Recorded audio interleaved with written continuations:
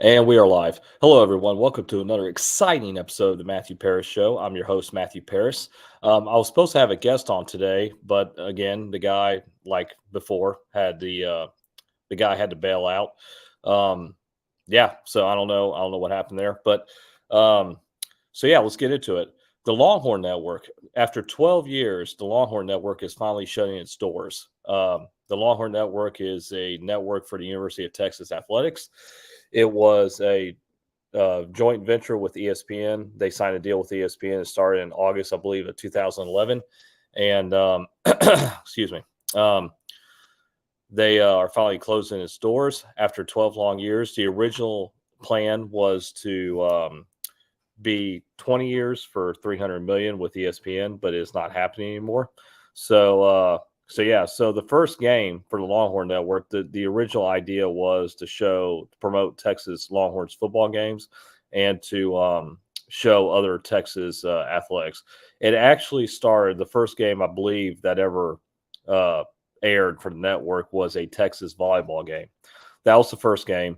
Um, it also aired other stuff for Texas too. Like it aired, UT student fashion shows. It for the radio, television, and film department. It aired short films for the radio, television, and film department students. So it did a bunch of other things based around the University of Texas. And then it kind of went into in the later years, they try to promote the football team. It really went into that.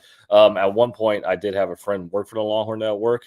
So I wish him all the best of luck now that it's closing its doors.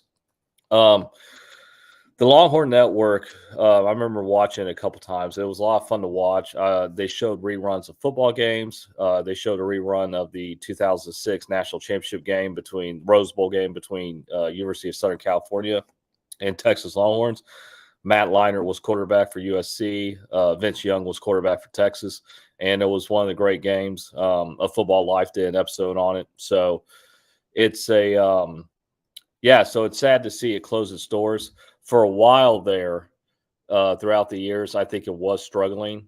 They actually tried to get A&M involved into it, and A&M obviously said no because at the time Texas A&M was moving into the SEC and SEC now has their own network. So why did the Longhorn Network is closing its doors after all this time, after 12 years? Well, basically, Texas is going to the SEC. So SEC has its own network now. The deal was if Texas moves from the Big 12 to the SEC, that then they will have to be on the SEC network, which means the Longhorn Network would have to go. So that's part of the reason why that was part of the deal. SEC network makes, millions and millions of dollars a year. Longhorn Network at one time did too, and then it struggled for a little bit, and then that's why they tried to bring A&M on to kind of help it out. But it looks like after a while, it's closing its doors. The the original founder of Longhorn Network, has come out and said that it will leave a legacy. People will know about it because of the Longhorn Network. It was groundbreaking of its time. We had a college athletics, who had its own network, and in the early 2000s to mid 2000s, that was unheard of. Now, it did inspire the SEC network. It did inspire other networks like the ACC, the Pac-12 network, stuff like that.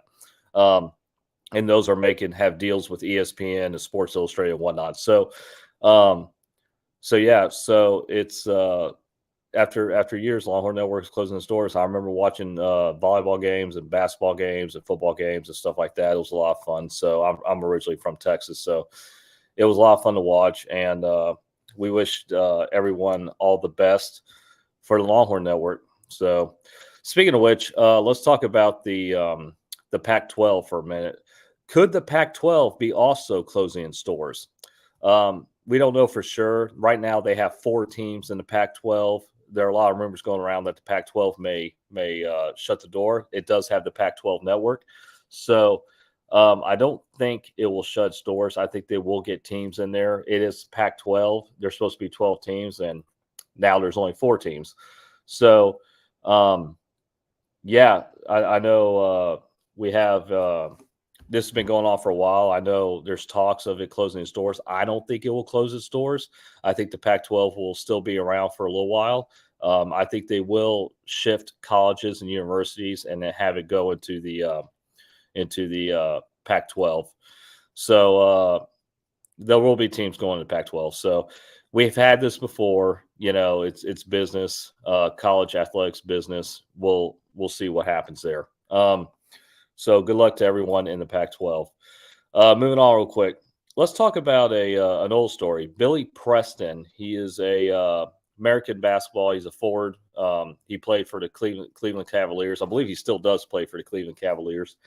There's rumors going around. The ESPN 30 for 30 is doing a documentary on him. So basically, the story of Billy Preston, if everybody doesn't know, is that Billy Preston was a possible draft pick for the NBA, possible top round, first round, almost like, draft pick for the NBA.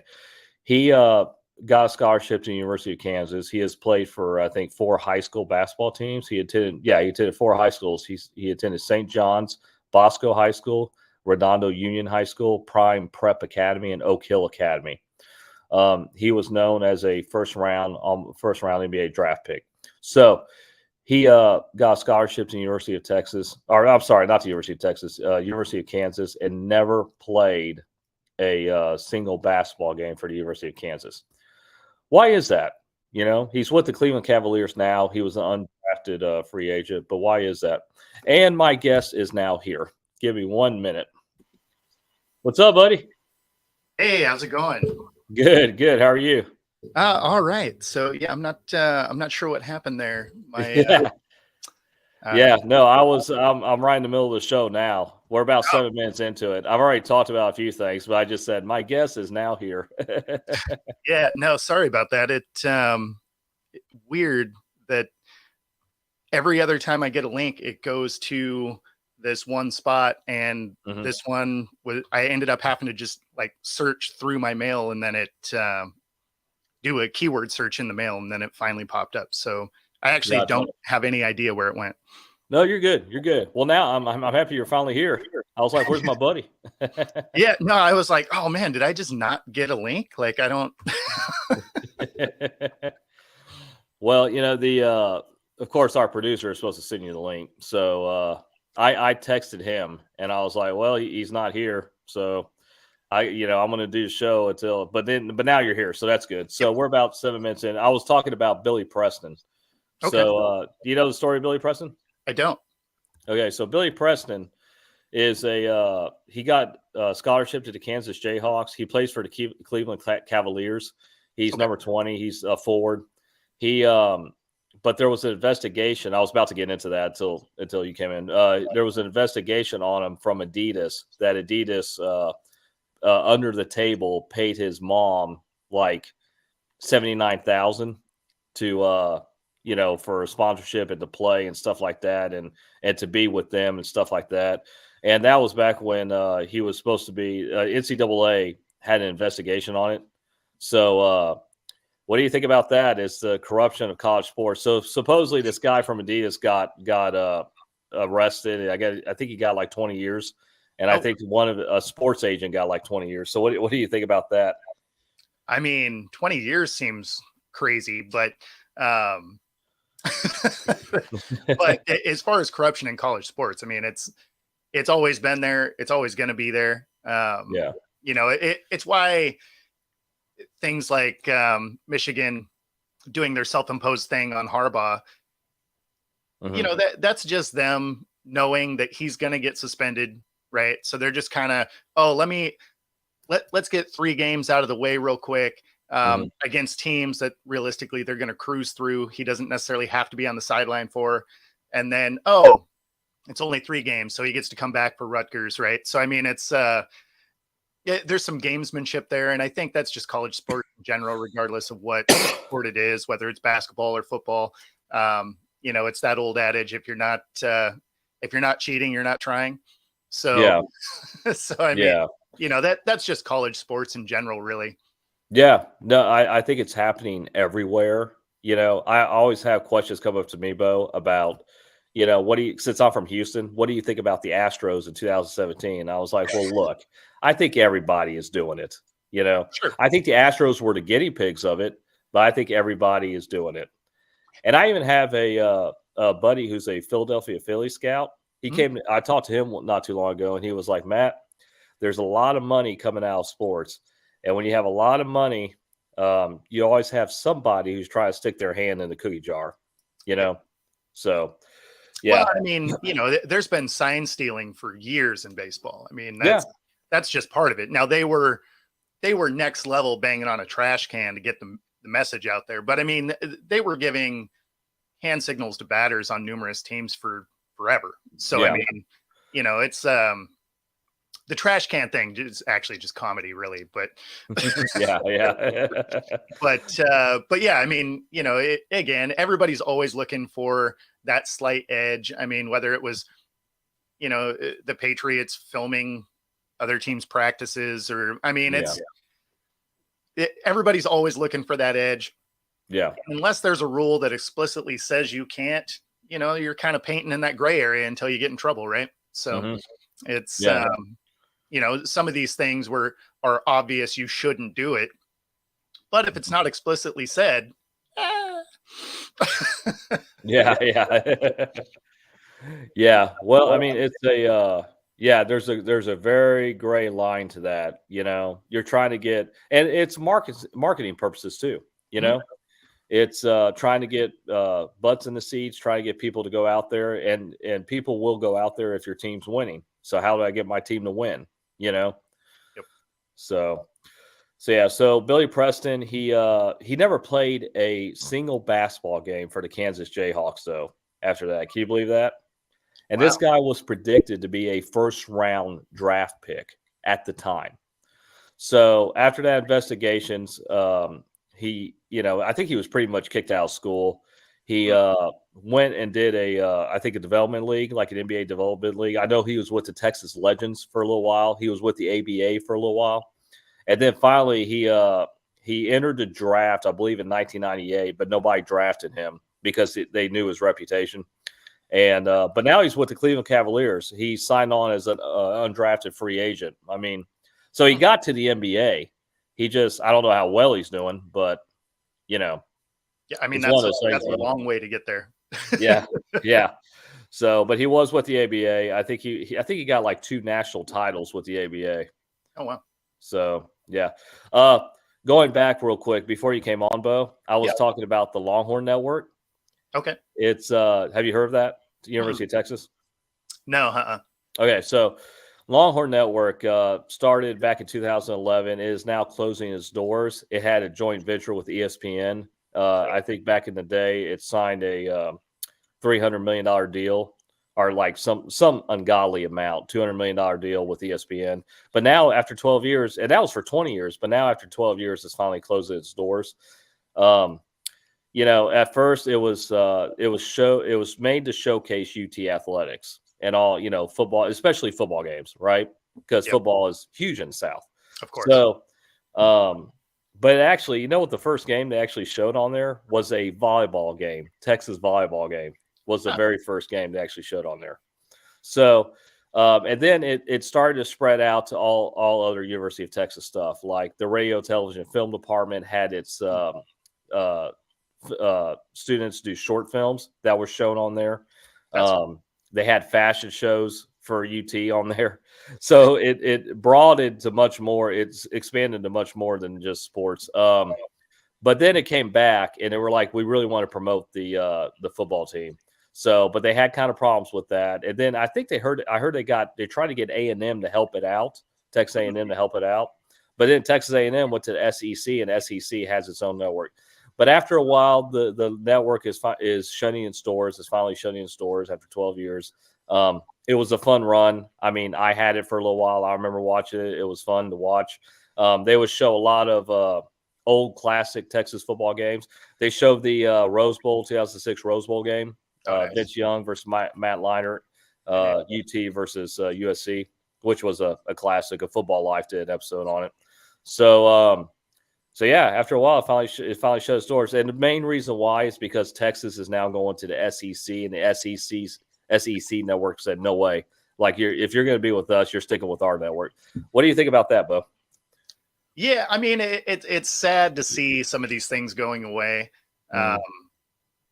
You know, obviously that's great for the school to be able to have that opportunity, especially for, you know, their media departments, to be able to have an actual network to broadcast on, rather than just doing a public access type thing. You know, it's a different feel. So yeah, I mean, it's unfortunate. Most of those have failed through the years, though, so it's not like it's a huge shock. It's hard to get traction on that type of stuff just 'cause production quality isn't amazing because, again, you have kids doing it. So it's sad to see them go, but at the end of the day, they kind of always do fail. They pop back up, though. I mean, it's like every other decade, they kind of come and go. You know, like we don't currently have one up here in Seattle. Of course, the Pac-12 doesn't have a TV contract either, so I guess there's that. Well, they had the Pac-12 network, and I talked about that a little bit before you came on, but the Pac-12 network is now struggling because there's no teams going to the Pac-12. Exactly. There's well, 4 teams. That's what I mean. They don't even have a national TV contract. So yeah, the Pac-12 network isn't going to work. But I also meant as far as just like their in-school film department, they don't have, you know, because the Pac-12 network is really designed for sports and stuff. They don't. Yeah. You don't really see any of the rest of the, you know, especially like video classes and stuff. You don't see any of that on there. But so yeah, no, it's unfortunate. I did catch you talking about the Pac-12 a little bit because I actually jumped in the comments. I'm like, I don't have a link. Oh, really? Yeah. I didn't see that. Yeah, sorry about that. Yeah. But yeah, so I wanted to touch on the Pac-12 because it is interesting that the current leadership has found a way to destroy a conference that's been around for over 100 years. And there's some traditions that are going to go away that are kind of sad to go away, especially as a Husky fan. Because one of the most entertaining games of the season, a lot of times, is the Apple Cup at the end of the year. Washington versus Washington State, good rivalry game. Doesn't really matter what the records are; it's always a battle. And you know, since they are potentially going to be in 2 different conferences, that's a game that may not happen anymore because with the Big Ten now having 18 schools, you may not really have a lot of room on your schedule for out of conference games. So, and when you look at what the Pac-12 potentially could be, if they do merge with the Mountain West, which is, you know, the thing that's been talked about the most for the, you know, at this point, is the schools that are in that conference aren't really going to be in the conversation for national titles because your best schools are going to be Oregon State, which, don't get me wrong, they're building a nice program there, Wazoo, and Boise, right? That's the top 3 schools in that conference. And then everybody else is, you know, kind of D1A, not to say anything bad about those schools, but, you know, they're not going to be competing with, you know, Ohio State and Georgia and, you know, Clemson and Alabama, all the, you know, these top tier schools. Yeah. I mean, you know, even when they were in a conference that had more teams like Washington and Oregon and, you know, UCLA and USC, less over the last few years, obviously, but,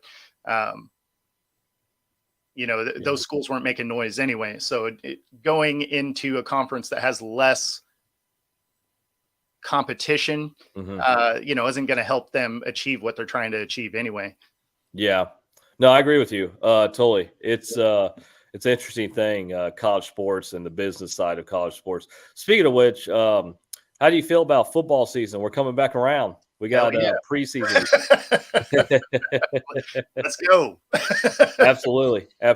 So our preseason football for the NFL has come up now. Have you been watching, Bo? Oh, yeah. Yeah? Absolutely. So Seahawks, right? You're from Seattle, right? Yep. So what do you think about Seahawks had their game, last night?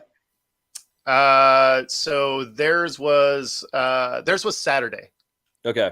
Yeah. And what did you watch that game? Yeah, of course. So it's it's nice to see the depth of the team, right? Yeah. So we kind of know what our starters are, and the things that we've needed to really work on, especially from last season, is our linebacking core, our defensive, really the whole defensive front seven, and then the interior of the offensive line. Those were huge question marks coming into this year because the interior of the offensive line really couldn't open holes for Walker a whole lot, which is why he ended up getting hurt. He was mostly breaking tackles behind the line of scrimmage.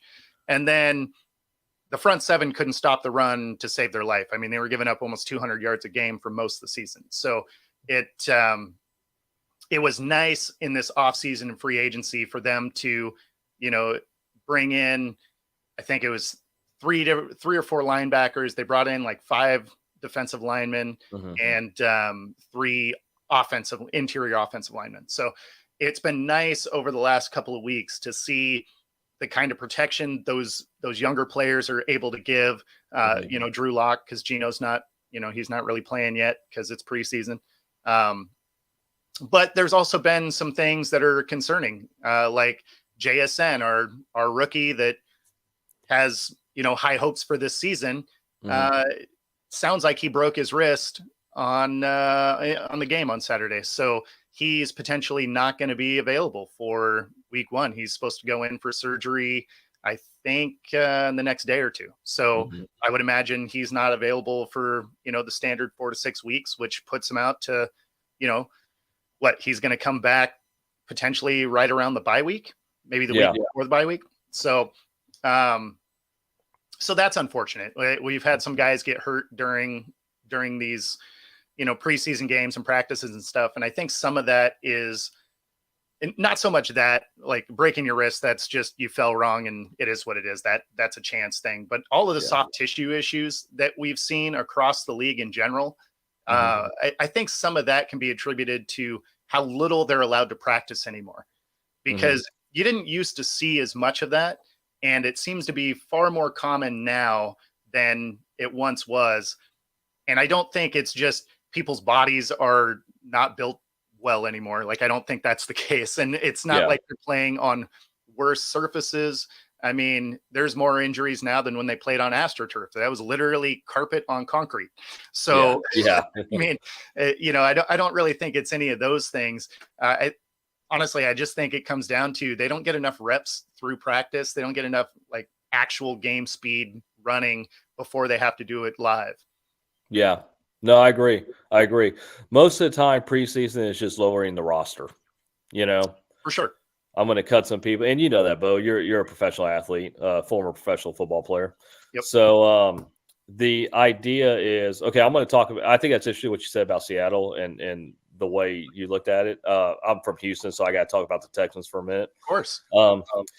Those Texans, it didn't look – we lost the last game pretty big. We won our first game against the Patriots and lost against the second game against Miami. I think we play again Saturday. C.J. Stroud, he's not looking so hot. I mean, the rookie quarterbacks did have a rough time. Anthony Richardson's having a rough time in Indianapolis. Bryce Young is having a rough time in Carolina. You see that linebacker come up the middle and just hit him and say, "Welcome to the NFL, boy." Yeah. Yep. So C.J. Stroud, the first game, he won a couple of series. He's supposed to be our franchise quarterback for the Texans. Do I think he's going to start? I still don't think that. I think they'll bring in Davis Mills or Case Keenum. Case Keenum looked pretty good, but he comes with experience. He's been 13 seasons in the league. Davis Mills is still kind of throwing it high. C.J. Stroud, though, he can move well around the pocket. He gains some yards with his legs. Most of his throws, though, are either too high or too wide, too loosely, not on target, not on accuracy. But he's also, listen, this guy, he's put on an NFL uniform for a second game, and it's a preseason game. So everybody in Houston's got to relax a little bit. We're looking at this guy to be our franchise guy for hopefully a 19 to 20-year career with him, hopefully. So the good thing is, though, he went up to Coach D'Amico Ryans and said, "Hey, I want one more series." And D'Amico said, "No, you're going to sit down, and we're going to bring in Davis Mills," which is good. That's what you want to see out of a young quarterback. Yep. He's making rookie mistakes, and that's what's going to happen. He's throwing the ball too high. Anthony Richardson, there was a wide open receiver for the Colts, and the guy threw it way too high, and he threw it to I think the safety came over and picked it off. And his receiver went back to the sideline and went to him and said, where are you throwing it to, man? Where are you throwing it to? And the coach turned around and said, "Hey, relax. Give him a break. He's a rookie." So he was like, "Coach, I don't care." I was like, "That ball's way too high. I was wide open." So, so there is a little bit of some tension right now, but you have to remember these guys are rookie quarterbacks coming out. What do you think about that, Bo? Yeah. So first, I like what you guys did in the draft.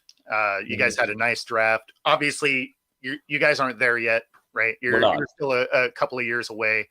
And rookie quarterback is going to make rookie mistakes. The biggest thing for me is, especially like in Anthony Richards, in his case, it's really a disservice for him to be the starter. If you watched his college tape, he can sling the rock forever, right? Like he's got a powerful arm. He can get it down the field and he can actually hit that relatively accurately. But where he really struggled was within 20 yards, especially things that are 10-yard outs to the flat, stuff like that. For whatever reason, he has a hard time hitting those guys, even if they're open. And so what he really needed is he would have been better off to be picked one position later, if he was still on the board for the Hawks, because him being able to sit for a year, hold a clipboard, get those reps, and then, have a veteran in front of him. Seattle obviously has a really nice player development program.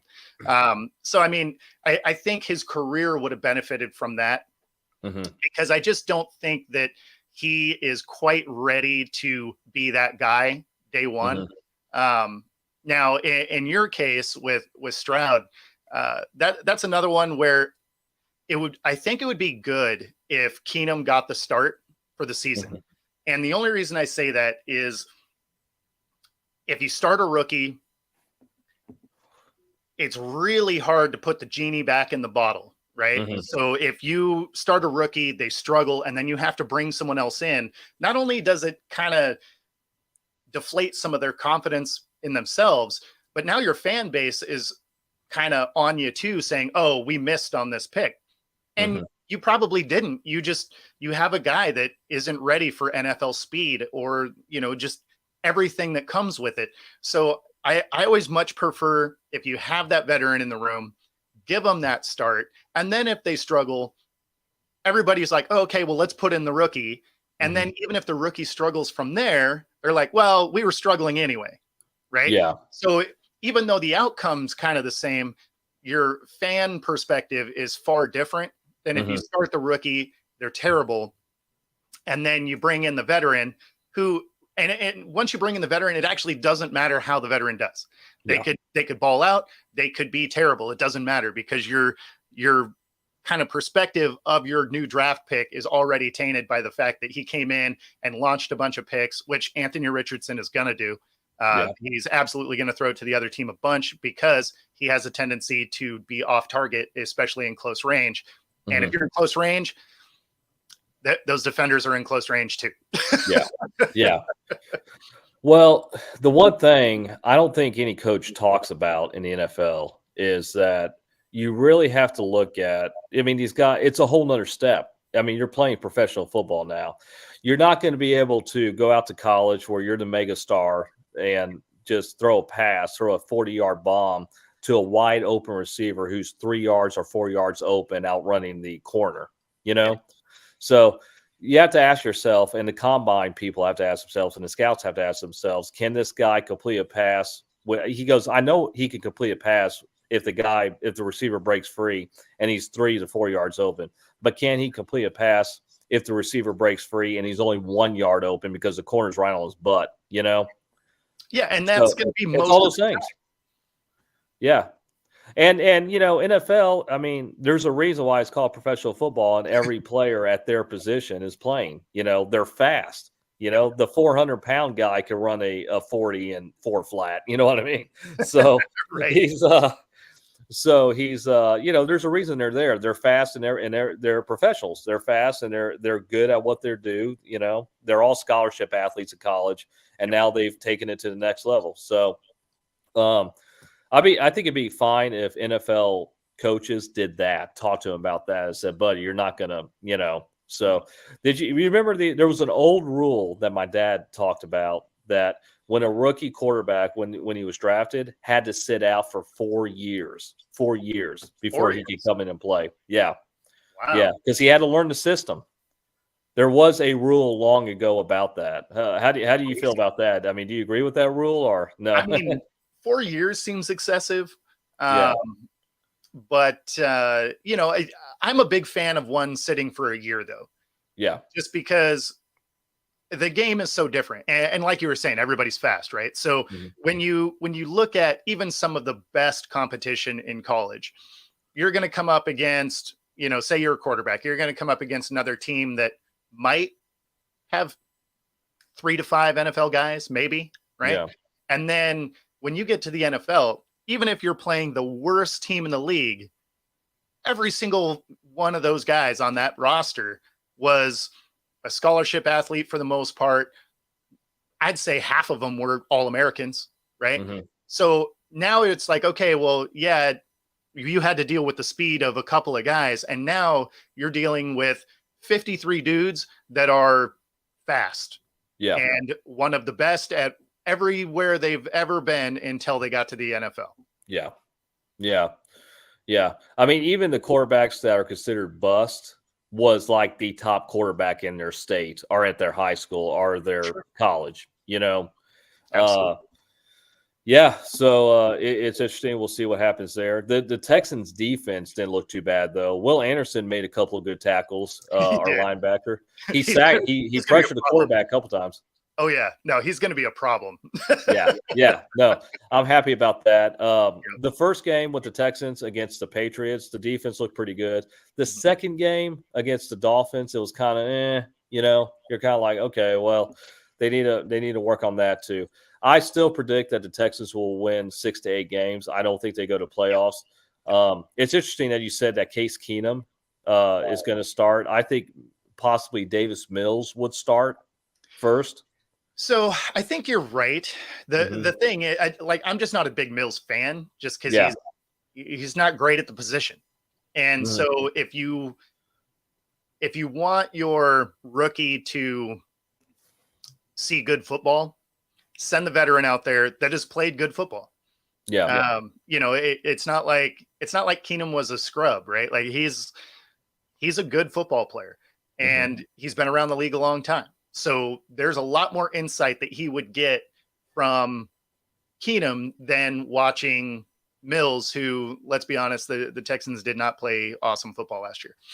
No, not at all. Yeah. No, I predicted. I said 3 games they'll win, and they won 3 games, you know? Yeah. So just from what I saw. And I think you're right. I think they will probably be a 6-win team. You gave them that 6 to 8 range. I think it'll be closer to 6, but just because you're going to be running that rookie out there sooner than he should be, and there's going to be a lot of mistakes. So there's going to be some of those games that you probably should have won that it's going to come down to, threw a pick or held onto the ball too long, or, it's just going to be rookie mistakes that probably loses you a couple extra games this year.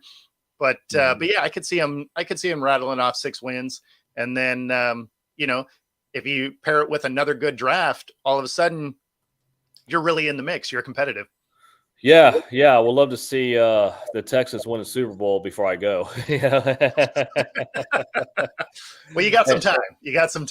I do. Well, you know what? I was telling a friend of mine the other day, I've seen the Astros win now. I've seen the Rockets win when I was a kid. Now I need to see a Texans win, and that way I can cross it off my bucket list.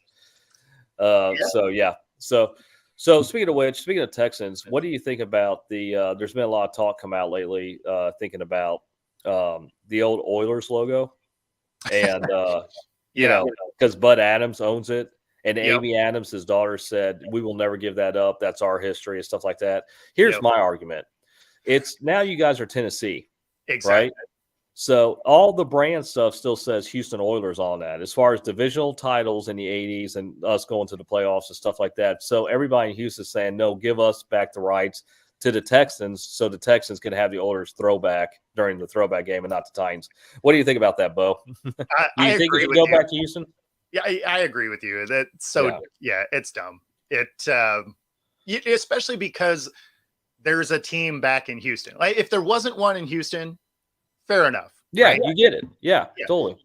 But because the Texans are there now, Mhm. I don't know why you wouldn't do that. Yeah, I mean, that seems in poor taste to roll out the Oilers jersey when there is a team representing that city currently. Yeah. It would be like, if Seattle finally gets an NBA team back, if Oklahoma City was like, no way, we're not giving you the Sonics name, right? Because Yeah. technically they own it. Yeah. Yeah. So I don't know. I think it's in poor taste. I'm excited to see the Oiler jersey come back out, right? Because I remember the Warren Moon led Oilers, and so I mean, it's reminds me of being a kid. But it's weird that it's going to be for Tennessee, and then I think they actually get to use them twice this year. Yeah. I forget the 2 games they're wearing it in, but I heard one of the games was against the Texans, which is kind of a slap in the face. Right? I was actually yeah. So it's against the Texans, but it's in Tennessee. Yeah. But I think it would have been like if they're really going to do this hard line, I think it would have been better if it was a away game and then still wear them. Yeah. Yeah, it's a slap in the face to us that they chose us to wear the throwbacks. You're kind of like, really, you know. And of course, that all happened. Bud Abs moved the team out because he was screaming about a new stadium back in '93, and the Houston fan base was like, no way. After that, because the Houston Oilers were supposed to go to the Super Bowl in '93 against the Dallas Cowboys. Yep. It was going to be a Lone Star State Super Bowl, and then we got knocked out of the wild card round by Joe Montana and the Kansas City Chiefs. Yep. So everybody after that. Yeah, everybody after that was really mad that city of Houston. But now everybody is kind of like, you'll still see people in Houston with throwback Oilers stuff on, Sure. So, but you're right. It's like Seattle. It's like, I would feel bad for you guys if they didn't give the rights back to you guys, Yeah. So the Sonics name. Speaking of which, I'm surprised the Sonics left. They 96. Remember the 96 NBA Finals? Bulls, Sonics. Absolutely. So, Sean Kemp. Yep. So Kemp, Peyton, the Big Smooth. Yeah, no, it was great. It was it was sad to see them go, and in the way they went was terrible. And then of course, David Stern, the old commissioner, he was a huge reason why Seattle hadn't gotten a team since then, because there'd been expansion since then, right? But he just didn't like Seattle for whatever reason. And so now, because they really want a team in Vegas, I believe when the TV contract comes up, I want to say in 25, they want to do an expansion then, and Seattle is on the slate to get the other team in that expansion. So we should finally, in the Northwest, get our team back, which would be amazing. But yeah, I think we're going to get the Sonics name, but in fact, we may still, the city may still have the name rights, because they changed the record books for the championship that they won. It actually says Oklahoma City won it. Oh, really? Yeah, they went back and changed the record book. So maybe Seattle does still own the Sonics name. I hope so. Yeah. I would love to see the city of Seattle get another basketball team, and with the Sonics name. I would love to see that green and yellow come back. Yep. Absolutely. Well, and they have a stadium now. So because they have a stadium, the odds are really high. Like that was one of the big things, is they didn't want to rebuild the stadium. And so that was part of the reason why they were able to leave, is because they didn't want to put a bunch of money in that stadium. Yeah. Yeah. Let's talk about baseball real quick. Sure. MLB action is going on. We have about 40 games left until we get to October. That's playoff time, postseason. The American League West is really shaping up. Absolutely. The Seattle Mariners swept my Houston Astros. I was watching some of that game. And now we have a three-way kind of a race to the finish line here between the Texas Rangers, Houston Astros, and Seattle Mariners. The Astros did win last night against the Boston Red Sox. I believe his final score was 7-3. I was at work. I was at the ballpark doing some work, but I was looking it up on the phone. I believe the Rangers lost, so I think that puts us in like half a game behind the Rangers. And the Mariners are still right on the Houston Astros' tail. So you got these really, really close records where it's a race to who's going to be first place. Bo, are you excited for the Seattle Mariners? What's going on there? Yeah, so it's nice to see them finally turning it on because they were a true 500 team through the first 100 games of the season. Like they just could not break away from that 500. Every time they'd get a game above, they'd go on a 2-3 game losing streak, and then they'd battle their way back. So they were literally 50-50 at the 100 game mark. So it's nice to see them kind of turning it on. It's at the right time, obviously. And then to have the Rangers kind of finally fallen off a little bit because, man, they had a strong start to the season. And, the Astros are funny because you guys kind of had a bit of a roller coaster ride this year because you didn't start off particularly great, and then you really came on and then kind of slid a little bit, then came back. So I mean, they've been kind of inconsistent, but I mean, if you can peak, have another climb right at the end of the season, may work out.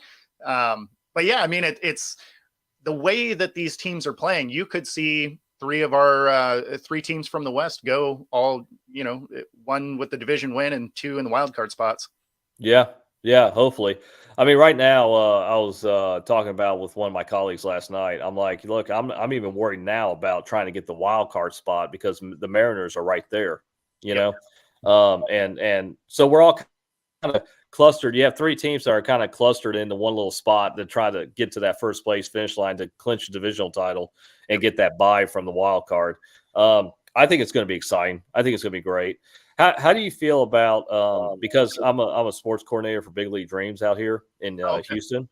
So every field now, including baseball tournaments, club tournaments, youth sports, stuff like that, is going into the turf and not the dirt where they slide, Yeah. Have you noticed that? Have you gone out there and noticed that? Yeah. But how do you feel about that? I like a more traditional baseball field. I do too. I do too. Like let them play in the dirt. It's not a sport where they have tons of action. So some of that is, some of that's nice to see, right? Because in any given game, there's half a dozen slides maybe, and then that's it. So it's not like it's not like they're washing their own jerseys, right? Yeah. I think the league makes enough. They can let them play in the dirt, and no, I agree. I think it's interesting now because now they're doing it in youth sports, and where they bring out a turf for the diamond, but they spray paint the brown for the dirt and stuff like that. But when you slide, you're still sliding on turf. Yeah. Which is interesting because you're basically sliding on carpet. Yep. So yeah, and dirt was it was easier to slide. That's why they brought out the dirt, So we had a baseball tournament not too long ago, and we had a guy, it was a men's softball league at my workplace, and we had a guy slide, and he literally took a little chunk skin out of his leg, and he was hurting. Like there was a big like scrape and rash. So we had to get the first aid kit for him and stuff like that. So I'm thinking, man, it's going to be what if kids do that? Of course they're wearing long pants, but still, this guy had shorts on. So it was a men's softball league. So nope. yeah. Like so everybody after that was like, nobody slide.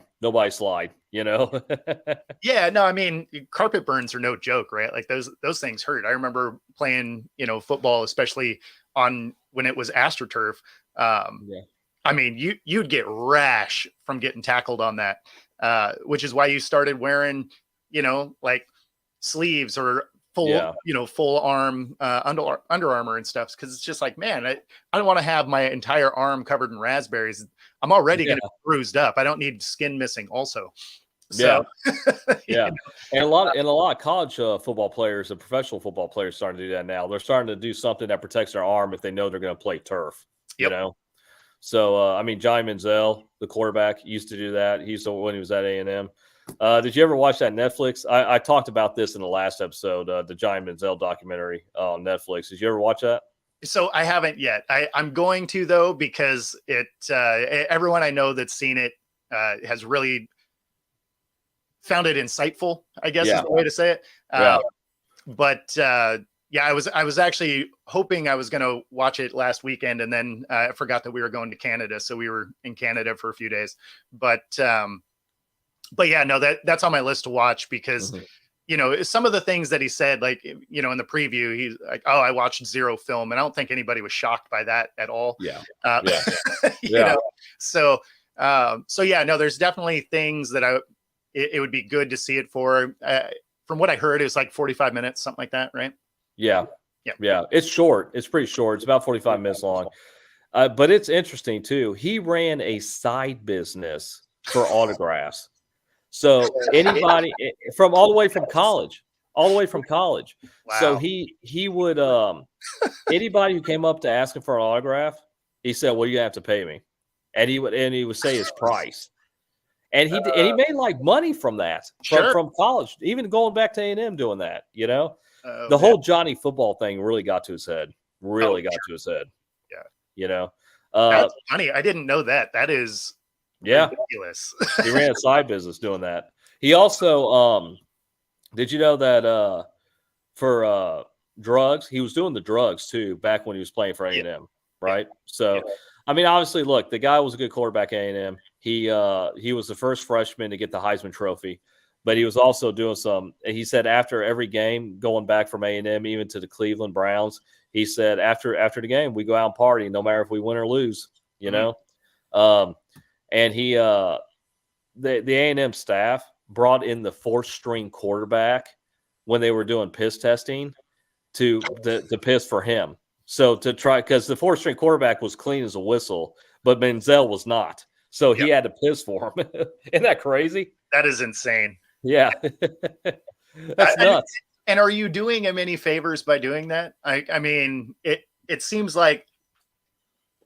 Yeah. I mean, I get that college sports, you're trying to win and whatever, but I mean, at some point you got to try and help the kid out too, right? Yeah. Student athlete in theory, you're supposed to be, kind of having those kids' interests in mind. And I mean, it probably would have benefited Manziel quite a bit if they had let him fail, had him sit, right? You're not kicking him off the team or anything, but right. There's probably a game or two suspension or whatever.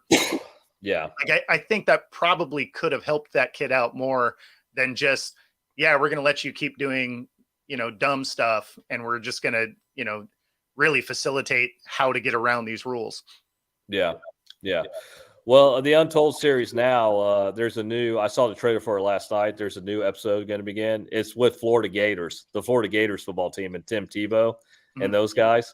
And I saw the trailer for it last night, and I think it premieres like within a month or something like that. But he was Tebow goes, "Hey man, when you in the trailer when they interviewed him, he goes, it's Florida football. He goes, it is high pressure down there to win, So he goes, you had to hear it if you lost, like badly.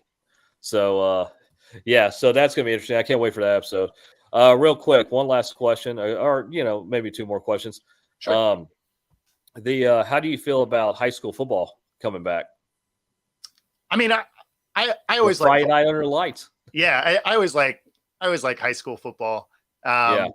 It's I just like football, right? Like I'll even go watch like a friend that if their kids in Pee Wee or something, because that a lot of times is the most hilarious game you'll ever see, because the pads and the helmet and everything is bigger than the kids, and so it's the most like unathletic gameplay ever. Like they just run into each other and banana peel down, and so it's I like all levels of football.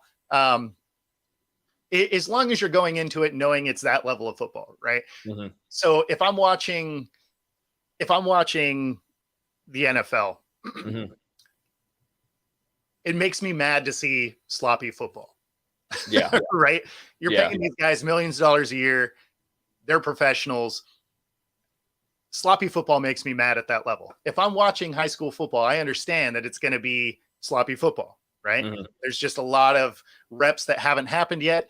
But what you're watching those games for is the kids that pop, right? You're like, oh, okay, like that kid's an athlete. Or, you end up with a guy that runs really crisp routes, or, you see the agility of some of those running backs as they're, trying to figure out, their way through football in general.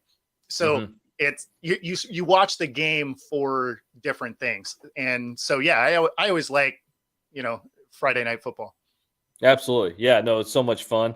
How do you feel about the youth sports? Do you believe that if a kid is looked upon as a quarterback and he can really sling it, right? A lot of parents now are doing 7-on-7 football where it's just passing, kind of 7-on-7 flag where it's just passing and stuff like that, which I kind of agree with. It helps them with their accuracy. It's kind of practice for the quarterback. It also helps the receivers who's going out, because everybody's going out for a pass, and you're going to see who's going to be the receiver and who's not, right? So sure. how do you feel about that before actually putting them in the pads? Yeah, I mean, it's smart. I mean, mm-hmm. develop those reps for sure. I was one of the things that's an interesting point that Colin Cowherd made, I don't know, a couple years ago, is the football camps have really developed over the years. And so now you have kids that are, entering high school with 10,000 reps.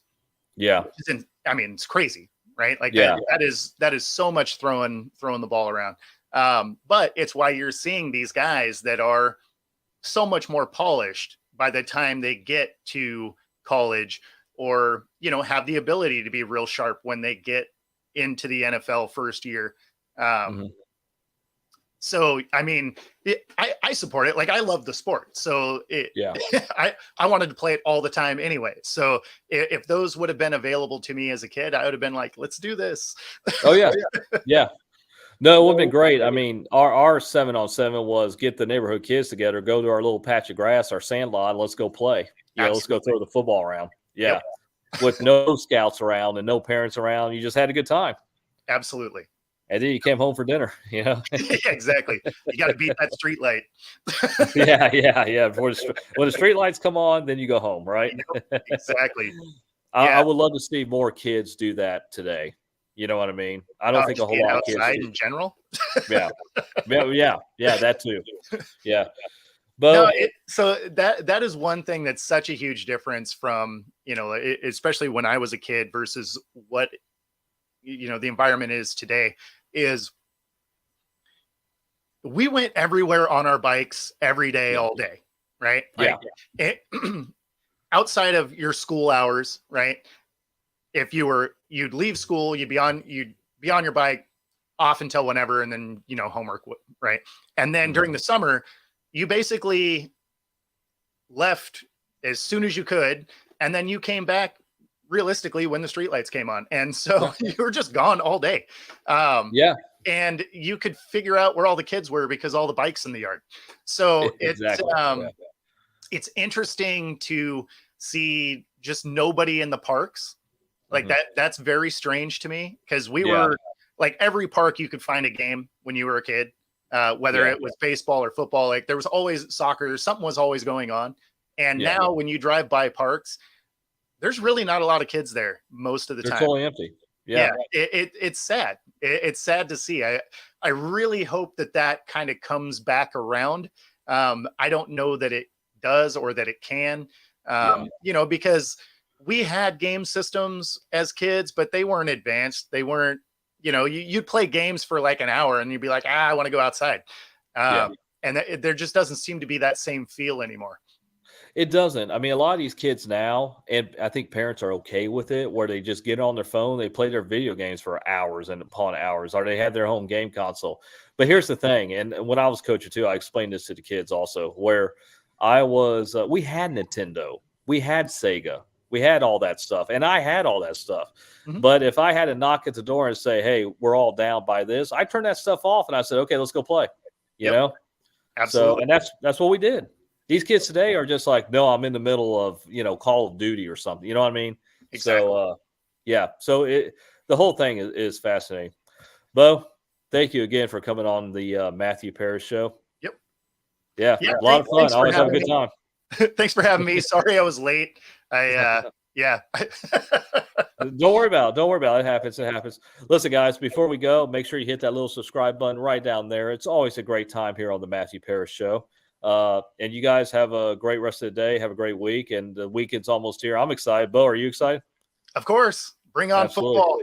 We got and watch some more football. Absolutely. Bo, thanks again. I appreciate it. Thank you. Everybody have a great time. We'll see you soon. Good one, guys.